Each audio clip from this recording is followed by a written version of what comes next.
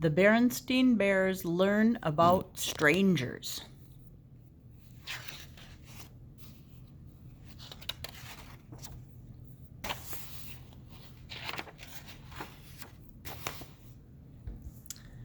Brother and Sister Bear, who lived with their mama and papa in the big treehouse down a sunny dirt road deep in bear country, looked quite a lot alike. Look at that. Do Lena and Ollie look a lot alike?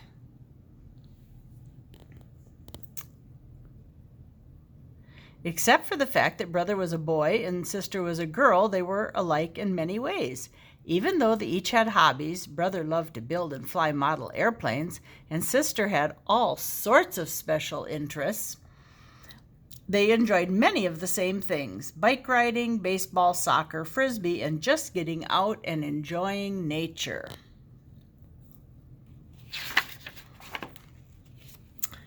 Yes, brother and sister were alike in many ways, but some important ways they were different. Brother Bear was cautious and careful and a little wary of strangers, and sister, on the other hand, wasn't the least bit wary. She was friendly to a fault. Just about everybody that came her way got a big hello. Hello, butterfly. Hello, frog. Hello, Mr. Truck Driver. Hello, Mrs. Shopper. Brother worried about sister's free and easy way with strangers. Strangers weren't a problem for him. Not talking to strangers suited cautious and careful brother just fine. But friendly to a fault sister was different. She talked to everybody. Hello, hi, hello. Sister, said brother, you're going to have to stop that. Stop what? She asked. Talking to strangers, he said. It's just not a good idea. Why? She wanted to know. Why shouldn't I talk to strangers?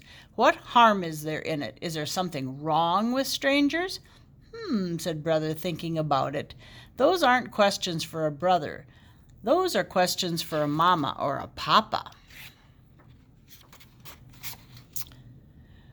Sister Bear, I'm glad you asked these questions, said Papa in his deepest and most serious voice. The reason you should never talk to a stranger and never ever take presents from a stranger and never ever ever go anywhere with a stranger is that it's dangerous. What's dangerous about it? She said. What can happen? Oh dear, thought Mama, I do hope Papa can tell Sister about strangers without making everything scary. All sorts of things, Papa said. Look at the newspaper. And she looked, her eyes got wider and wider. Stranger bothers cub. Missing cub found. Chief Grizzly questions stranger. Cub safety meetings. I hope you're paying attention to all this, called Papa to Brother Bear. Yes, Papa, said Brother, looking up from his airplanes. When Sister asked for a bedtime story that evening, Papa said, Of course, I have just the one. It was an old book Papa had kept since he was a cub, and the story was called Silly Goose and Wily Fox. It told how Silly Goose got into a conversation with Wily Fox, and before Silly knew quite what was happening, she found herself in Wily's den. This is how the story ended. Then there was a snip and a snap, and all that was left of Silly Goose was a few floating feathers and a smile on the face of Wily Fox. Oh dear.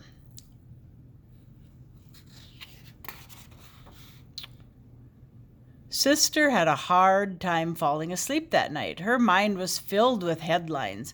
There was even one that said, Silly Goose missing, Wily Fox questioned. The sound of Brother Bear's peaceful breathing finally lulled her to sleep. The next day dawned bright and friendly to everyone but Sister.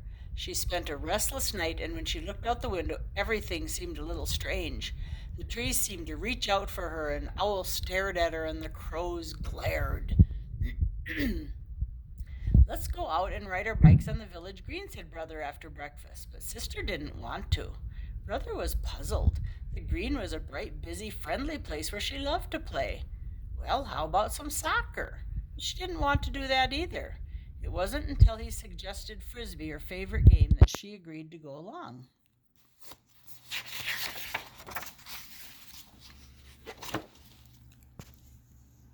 Before they left, they told Mama where they'd be. It was a family rule, and they never went anywhere without telling Mama or Papa. "That's fine," said Mama. "I'm on my way to Farmer Ben's for apples. I'll stop by for you on the way home."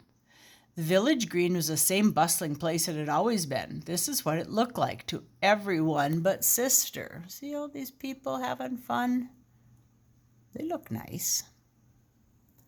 This is what it looked like to her. Today, even the frogs and the butterflies seemed mean and scary to Sister. Oh, she shouldn't feel like that. Later, when somebody tapped her on the shoulder, she jumped a mile, even though it was just Mama. "How was everything at the village green?" asked Mama on the way home in the car. Sister sat in front with Mama, and Brother rode in back with the barrel of apples. "All right, I guess," said Sister, "but there's so many strangers." Later at home, when Mama and Sister were getting ready to make applesauce, Mama said, "You know, what Papa told you was quite right. It's not a good idea to talk to strangers or accept presents or rides from them."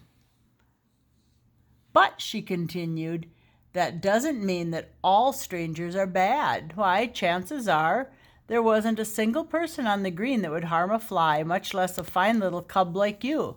The trouble is, well, it's like this barrel of apples. There's an old saying that goes, there's always be a couple of bad apples in every barrel, and that's the way it is with strangers. Cubs have to be careful because of the few bad apples." "Look," said Sister, "I found one. It's all lumpy and has a funny shape."